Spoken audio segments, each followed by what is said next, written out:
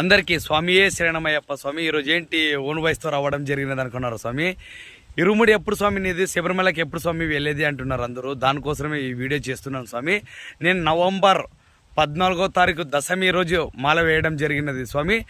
అలాగే జనవరి 9వ తారీఖు ఉదయం 10:30 నాది ఇరుముడి ఉంటుంది.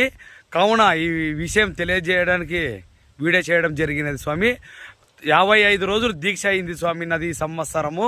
అలాగే అడ్రస్ ఎక్కడని ఆలోచిస్తున్నారా స్వామి? మన రాయదుర్గంలో బళ్ళారి రోడ్లో వన్నూరు స్వామి కట్ట బ్యాక్ సైడ్ వేణుగోపాలస్వామి దేవాలయంలో ఉంటుంది స్వామి. నాతో పాటు అలాగే 38 మందిది ఇరుముడులు ఉంటాయి.